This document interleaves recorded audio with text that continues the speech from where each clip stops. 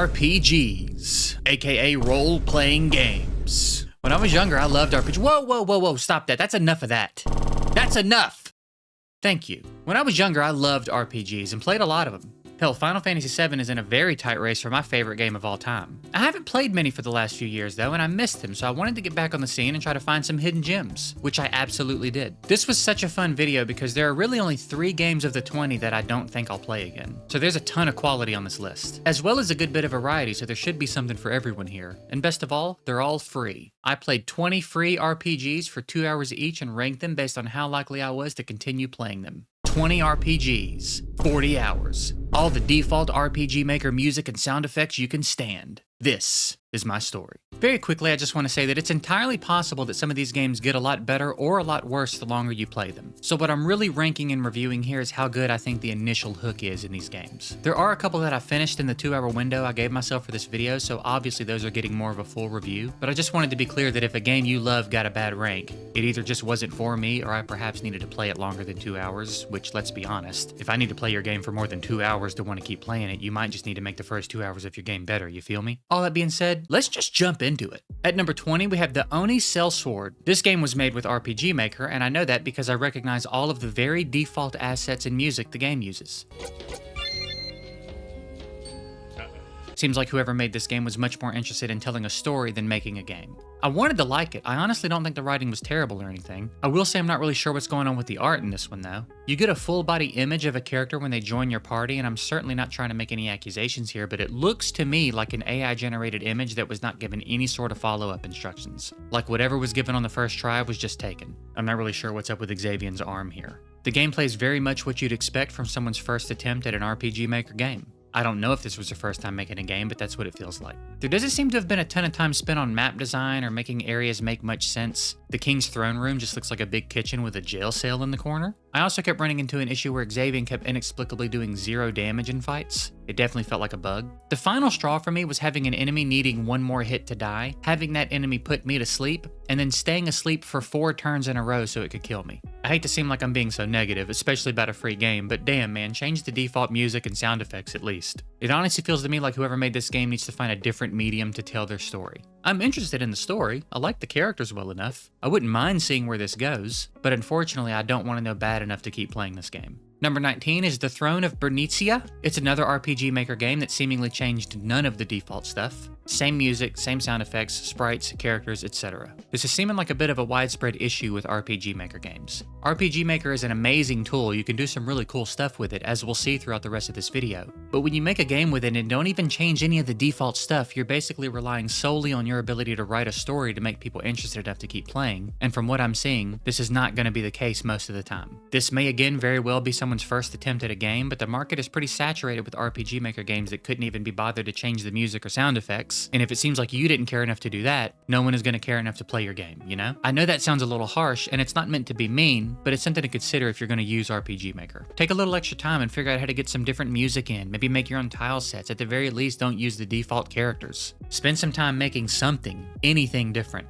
Anyway, enough generalized ranting, let's talk about this game. It's as fun as an RPG Maker game that didn't change any of the default stuff can be. I don't know what else there really is to say about it. The writing is okay, but not good enough to make me want to keep playing. I will say, can we stop with the making every encounter have 5 enemies thing? And also the misses, like cut that out. I shouldn't be missing 3+ times in every fight. To say something nice about the game, I like that they didn't get ridiculous with the size of the map, and I like the approach they had of sort of setting a central location for you to work from, with everything else that's relevant surrounding it so you don't have to keep running back and forth across a giant map. I'm not sure what the game looks like as you get further in, but in the early stages it seemed fairly well organized. I won't be playing it again though. At number 18 we have Unsung Kingdom. And okay, look, I didn't hate it, but I really didn't like it either. Let's start with what I think it does well. I really like how fast you're in and out of combat. There's no loading screen or waiting period, you're just in a fight, and when it's over, you're out of it. It can start to feel like a real slog when a game takes forever to get you in and out of combat. Again, Final Fantasy VII is possibly my favorite game of all time, and even in that one it can get old after a while, so kudos for that. I also don't hate the combat system. It's very simple, but it kind of works. Your equipped weapon gives you extra abilities like heal all or attack all. I assume as the game develops that branches out a bit, but it's basically just heal or attack, and you have to be mindful of what you're doing. It's not just ridiculously easy in the sense that you can just attack constantly and be okay. I also like that it seems like once you reach a certain level relative to the recommended level for an area, you get to choose whether you fight by clicking the encounter button in the top right when it shows up. If you aren't strong enough, you'll still get random encounters. But once you outlevel an area enough, you can choose, and I think that's a really cool touch as well. The UI is also not bad. It's simple enough and easy to navigate. Everything feels fairly well streamlined in this game. They had some really cool ideas for quality of life here. The music is okay. It didn't blow my mind, but it wasn't bad either. Now for what I didn't like. The writing isn't great. The dialogue tends to feel like it drags on, and there's a lot of characters unnecessarily spelling everything out for you. It's like it's trying to dump all the context on you as quickly as possible. The dialogue can also often be very circular. There's a point where you're asked if you saw a certain character on your way to where you are, and they explain who she is and why she's there. And then your character says, yes, you know her? Obviously she knows her. Like, God. There were several times in the 2 hours I played that I said out loud to myself, why are we asking that? What the fuck kind of question is that? See, what'd you think I was lying? It just kind of feels like a lot of padding to fill it out, if that makes sense. There are a lot of quests you have to collect items, generally from killing certain things, but what's annoying is that you only seem to have the possibility of collecting those things when a particular quest is active. So no matter how many mandrakes you've killed, you won't start getting mandrake roots until you get a quest to collect mandrake roots. It's not a huge deal, but it's kind of tedious. I also kind of think there are some plot holes fairly early on, but I don't really want to elaborate because it might be considered a spoiler, and I'm doing my best to avoid spoilers altogether in this video. But if you play it, you'll probably pick up on what I'm referring to fairly quickly. One last thing that I don't know if I liked or disliked, honestly, is that there doesn't seem to be WASD movement. You play the entire game with your mouse. You can decide how you feel about that. I didn't love it at first, but I got used to it pretty quick. Overall, I don't think this one is for me. I don't think it's terrible or anything. It just didn't really do anything for me, and I probably won't play it again. Coming in at number 17, we have Crusaderman, and this is definitely a case of don't judge a book by its cover. There's a lot more going on in this game than the graphical style would suggest. The system for interacting with NPCs is really cool. You can navigate the menu and select from the available options, or you can switch over and type whatever you want, which I'd imagine lends itself to a lot of secrets and little Easter eggs scattered throughout the game. You can also initiate a fight with anyone, for those of you that like to slaughter everyone in town in Skyrim. Much like in Skyrim though, you have to be pretty mindful of the guards on duty because they won't appreciate you killing people. This game felt very difficult. Maybe I was missing something, but it seems like it immediately puts you in a position to just need to farm levels. I didn't see anywhere to heal for free either, so it'll cost you 20 gold every time you want to go back to town and use the inn. But like even in the second area where the enemies change from slimes to spiders, it's a noticeable jump in difficulty and you will need to be really careful about how far you go. You also seem to level up pretty slow, so if you decide to play this one, get ready to grind. Maybe I just missed something, but in my 2 hours, I didn't really see any alternative to just hard grinding for a while before moving on to the next area. It seems like a very well-made game. Again, there's way more going on here than it looks like there would be. This one gets a maybe from me, but it's a good example of a game that I think if you like what you're seeing, you'll probably enjoy it a lot. There seems to be a ton of potential here. That being said, this is the last maybe for me. Every other game on this list, I highly recommend and will play again if I haven't beaten it already.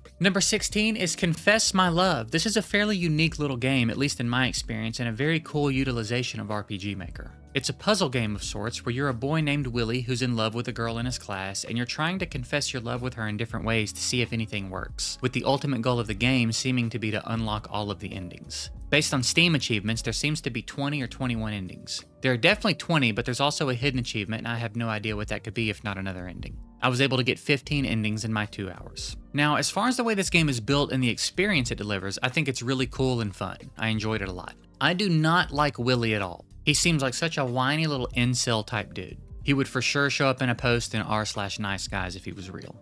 He's just such an entitled, whiny little prick. I don't like him. I can't really say much else without spoiling anything, but it was an interesting experience for sure. A couple of the endings stumped me for quite a bit, but I don't think it's impossible to completely finish this game in 2 hours if everything really clicks for you. It's not a game I'd say has much replayability. Once you've done it, it's kind of done, but I reckon it's worth a look if you like puzzle games and want to try something that's perhaps unlike anything else you've played before. Number 15 is Traveler's Hymn. This one was a pretty interesting experience. This might be the first game I've played in this series that I liked less the more I played it. And don't get me wrong, I still like it a lot, but it was definitely wearing me down by the end. There's a lot to talk about here, and overall I think the game is very good, so let's just get into it. My first impressions of the game were that I really liked the way it played, I loved the aesthetic, it reminded me of Loop Hero in a way, and I loved me some Loop Hero. I like the combat system. It's just an auto battle sort of thing, so it's dependent on your gear, which is also a very simple system overall, weapons and armor. The combat music has sort of an old Pokemon vibe to it. And the music in general in the game is solid. I was enjoying the environments and the ambiance. The gameplay and exploration was really fun, but the longer I played, the more issues I started having with it. This game is hard. You have 2 HP pools essentially, and if either of them gets depleted, you die. The penalty for dying isn't too insane, but it's a significant enough chunk of gold that it does suck. There are no health potions, all of your healing comes from food or rest. You go on a cooldown when you do either of these things. The cooldown for eating depends on what you eat, and the cooldown for resting is 12 in-game hours. Time passes very fast in the overworld map as you move, and you start losing HP as you move if you're not eating constantly. So basically, if you don't stuff your inventory full of food and eat every few steps, things are going to get rough. As an example, I slept in the inn at one point late in my playthrough, left town, headed east, and basically just got far enough that I couldn't see town on my screen anymore, a few steps beyond that point. Got into a fight and realized I had 1 health. Literally just walking away from town almost killed me before I even got anywhere meaningful. Another really annoying thing is resting in town, stepping out of town and immediately getting to a fight and losing 3 HP.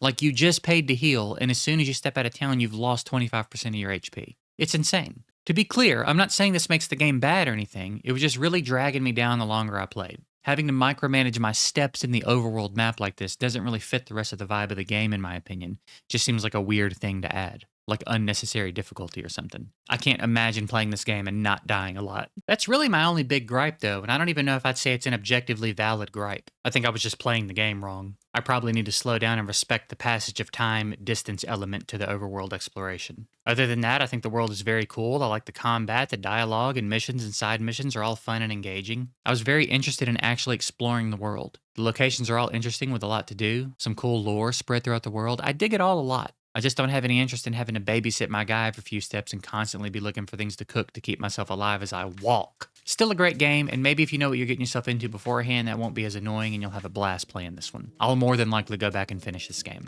At number 14, we have Trick and Treat. This one was cute. It's another RPG Maker puzzle game with a light horror theme. It's decorated pretty nicely. The characters are all cute and well developed, I'd say. I beat it in less than 2 hours and then messed around with it a bit more. There may or may not be more things to see after you beat the game, wink wink. Seems like there could be several secrets scattered around the game that aren't mandatory to find to beat the game, which is pretty cool. There was a time or two where I think the solutions to the issue at hand were a little bit too abstract. I did find myself wandering around a few times thinking I'd explored all my options, and then it just seemed like I'd accidentally interact with something and find what I was looking for randomly. But in the end, I did find it all without having to look anything up, so there is something to be said for that. My advice to you if you're going to play this is explore and check literally everything, and read and remember everything everybody says. Overall, I think this was a pretty well done little game, and another one you can play without having to commit hours to complete it. I enjoyed it, and I think it's worth a look. Number 13 is Beetle Ninja, and before I say anything, the music in this game absolutely slaps. They had no business being in the studio going this hard.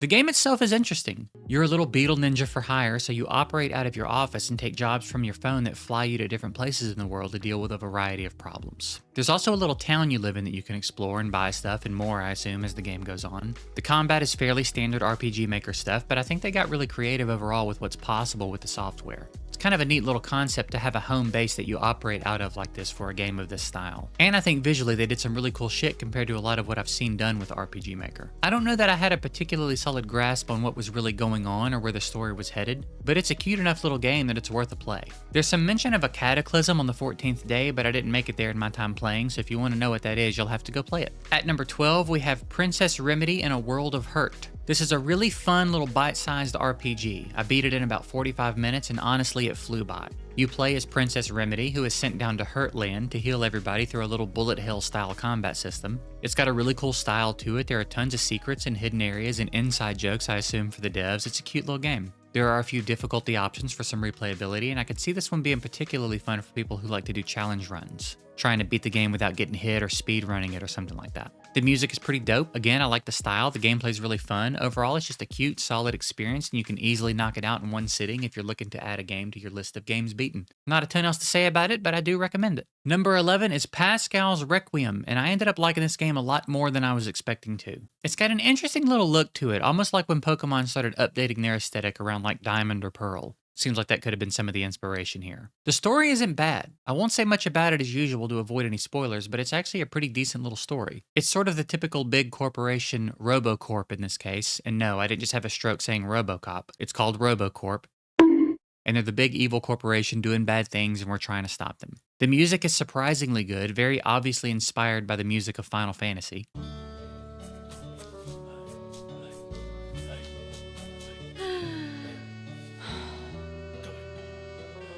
The track that plays when you enter the big city bangs. I like the combat system a lot in this one. It's turn-based, but basically every enemy triggers some sort of unique minigame. So if you're good enough at the minigames, you can pretty much avoid damage altogether. Every enemy has at least 2 minigames, and there's quite a few enemies, so there's a lot of different minigames to play. It's pretty fun. There's no gear system or anything. The only real items in the game at all seem to be potions, and at no point did I even almost need one of them. You unlock memories as you progress that are basically passive buffs you can equip. There are quite a few to unlock, and you can only have one equipped at a time. I think this is pretty cool. You could use this to mix up your playstyle a bit. If I have one complaint, it's the grunts the characters make during dialogue.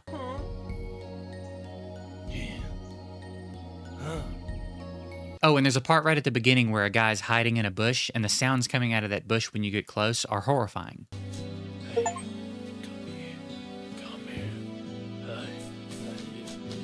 I get the impression I was very close to the end of the game when my 2 hours was up, having just entered what I believe to be the last area in the game, so I assume the final boss wasn't too far off. I'll go back and beat it for sure, and I'd say this one is worth a play. Kicking things off in the top 10, we have Twell. This one was pretty fun. I really like the art.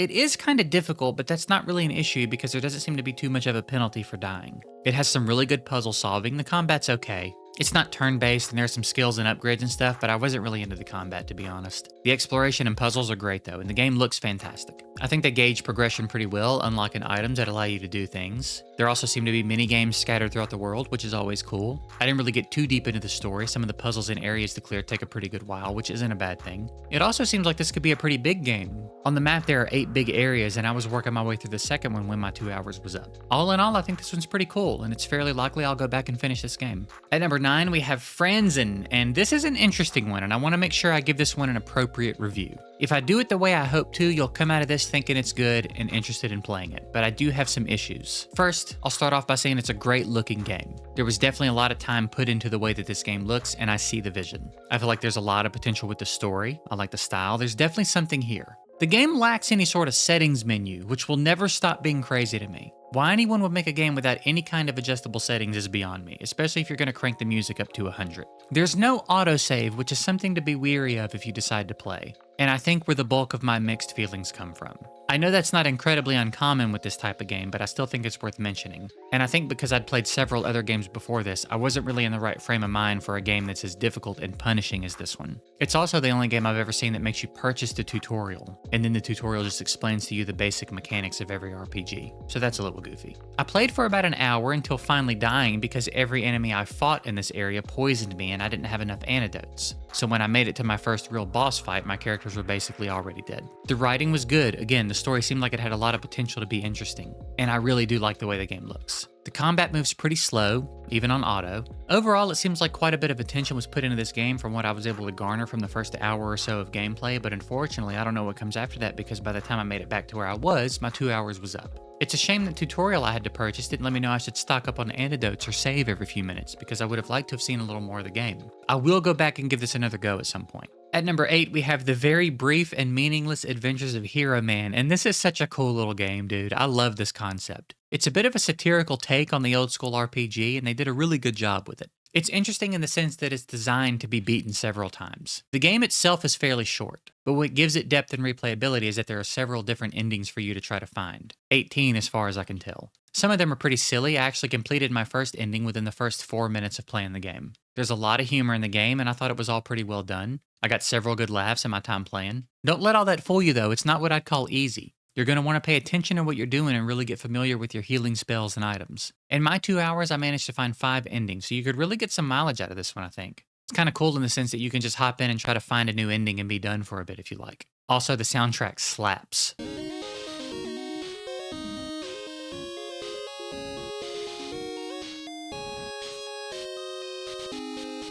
It's a very clever, well put together little game. I really enjoyed it, and I'll almost certainly come back and find the rest of the endings. At number 7, we have Deep 8, and this one is definitely one of the more interesting games I played for this video. I looked it up, and this game was made with RPG Maker, and I find that very impressive because just looking at it, I'd never have guessed. This is an incredible utilization of RPG Maker, where it's really not even recognizable enough for me to know it was used without having to look it up. I can't imagine how much time this took to make. It feels very much like a game from the Chrono Trigger era or something. To be clear, before you get your pitchforks out, I'm not comparing this game to Chrono Trigger. I'm just saying it looks like a game from that time. Okay. What I heard of the soundtrack while I was playing was really good. There was obviously a ton of effort put into the art and aesthetic and overall design. The overworld map looked good. Instead of random encounters, you get this red light that appears and chases you for a bit, so you can try to avoid fights if you want. The combat's very good. The exploration and world design are fantastic. Seems like it could be a killer game all around. The dialogue all seems to be well written. The story seems like it has a lot of potential. The intro is quite jarring, which puts you in an interesting position. There's a warning at the beginning of the game that I do want to talk about. It appears that there are going to be some very heavy tones in this game with nothing seeming like it's off limits, both in topic and language. I saw a small bit of it in just my 2 hours. I also definitely get the impression that there will be some heavy sexual themes and possibly even nudity at some point, although I didn't come across any of it explicitly in my time playing for this video. To be clear, I don't know if that's the case, but it just kind of vibes that way in my opinion. You'll see what I mean if you play it. I do as little research as I can on games when I make these videos because I want to go in as reasonably blind as I can, so short of a quick glance at the description on Steam and a thumb through the images provided, I don't get too deep into it. I try to avoid reviews or anything because I don't want any spoilers and I don't want my opinion to be persuaded in either direction. There was a part of me that wondered if I'd screwed up here and this wasn't going to be a game I could use in the video, but based on my time playing and just the overall quality I experienced, this seems like a very full, high-effort, well-put-together game that may also happen to contain some more adult themes. So if this is appropriate for you to be playing, I highly recommend that you go check this game out because it seems like it could be fantastic. Coming in at number 6, we have Fausts Alptraum, I guess. I'm probably butchering that, but that's the best I got for it. This game was really good and a really good example of what can happen when you get creative with RPG Maker. It is a very artistic game in more ways than one. I really liked the style here, and the art they made for the cutscenes and other elements is so well done. It's all very cohesive, very charming, but sort of haunting as well, which is perfect, seeing that this is a horror game. The music is very good, and I was so impressed with the overall atmosphere of the game.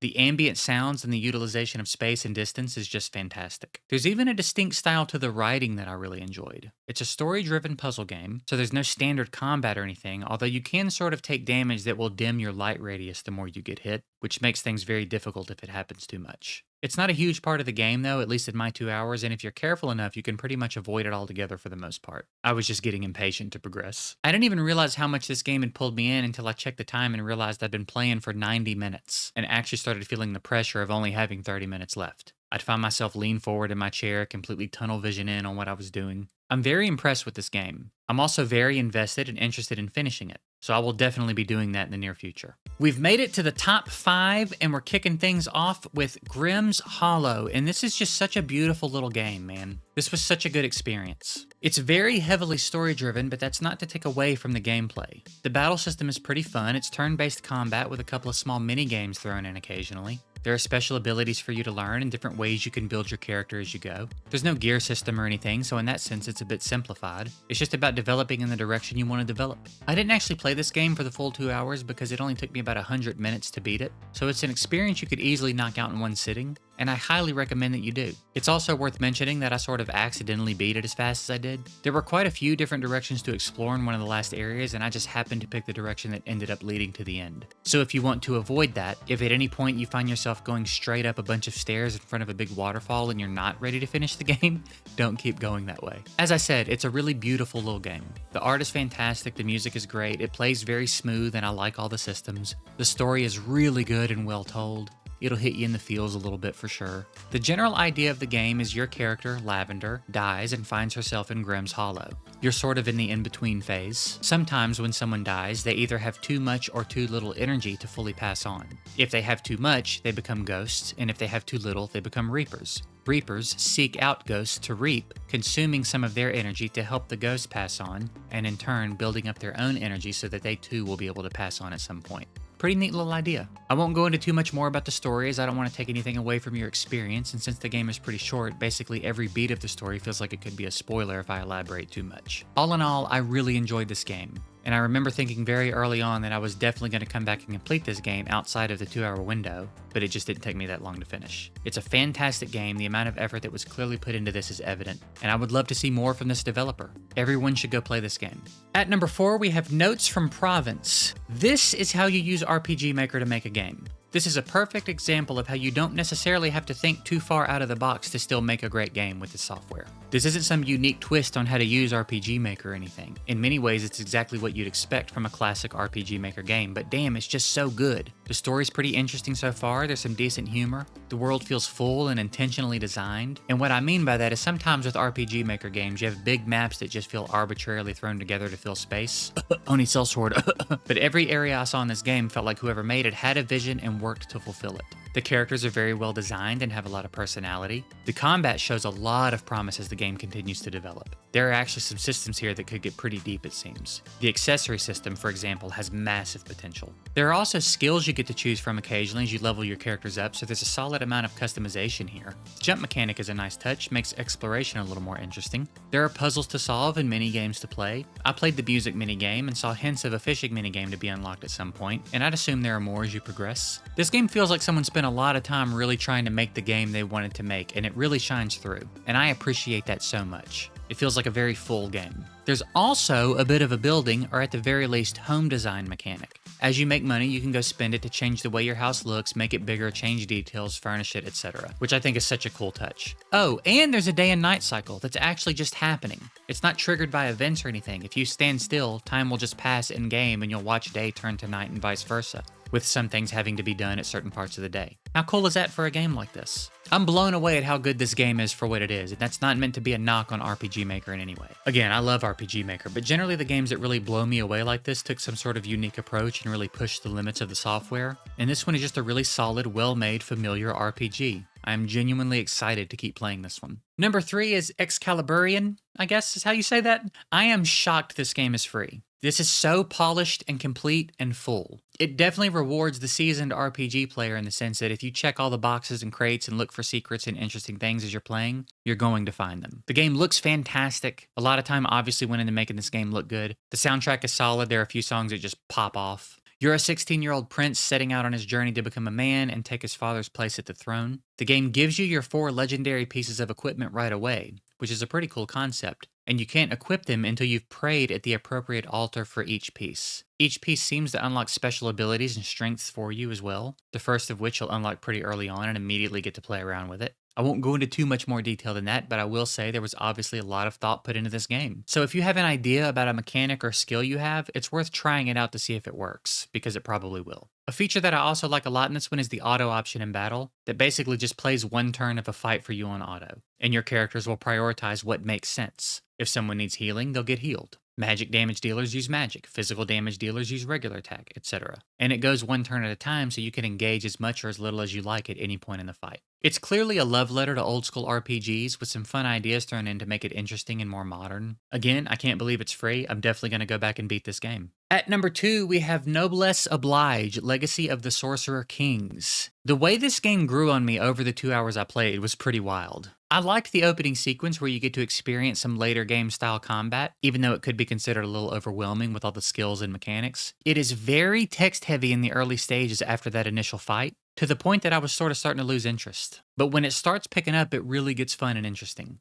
This is another game that seems like it's going to get into some pretty heavy tones, so that's worth being aware of. One of the first real confrontations you end up in is about SA, and it doesn't pull any punches, which I can only assume is a sign of things to come. The combat is really fun as well. There seems to be a lot of depth to the way the characters work and affect each other and enemies. I'm fairly certain this game was made in RPG Maker, and what they've done with it is very impressive. They got really creative with what the engine can do. The game looks fantastic. There was clearly a lot of time spent on the details. Lots of camera movements during cutscenes, and just really seems like a lot of time was spent making this game exactly what they wanted it to be. I will definitely continue playing this game. I'm very interested to see the story develop as well as get further into the combat system and see what other things they built into it. There's a mention in the description of this game on Steam that it may not always be free. Apparently it's still a work in progress. There's also some DLC for this one called Crown Loyalist that I may look into as well. So if you play it and like it, there's more available and more to come. And here we are at the number 1 game, and it's Catgirl. And I'm going to need you to just go ahead and unwiden those eyes a little bit and relax. I'm just as surprised as you are that the number 1 game in this video is called Catgirl. This is definitely the sleeper game of the entire video. I actually can't believe how good this game is. I very nearly didn't even add it to the list because I thought it was just going to be kind of a meme. But it's also kind of hard to find free games that were along the style and vibes I was after for this video. So I was like, you know what, let's just go ahead and give it a shot. And man, I'm so glad I did. Let me start off by saying this is probably one of the funniest games I've ever played. I pretty much cackled through my entire playthrough. It can be hard to try to be funny as frequently as this game is funny. There's a fine line you have to toe. I've struggled with it in the past with my writing. If you're trying too hard or too frequently to be funny, it's very easy to cross that line into just completely overdoing it and not being funny at all. But this game doesn't suffer from that in the slightest. I was very impressed with not only the comedy writing, but the writing in general. The game is mostly funny, but when it's time to make you feel something, it does that very well too. Just brilliant writing all around, in this free RPG called Catgirl. Who knew? The combat system is very fun and there's just enough of it so that it stays interesting and necessary, but never feels tedious or annoying. There are no random encounters or anything, and when you're trying to buy an upgrade from the shop, it will always cost exactly the amount of gold you should have if you've done all the necessary fights for any given area. The music is insanely good. I'd say the best soundtrack of any game in this video by far. I'll give you a glimpse. This is the track that plays when the main antagonist comes around.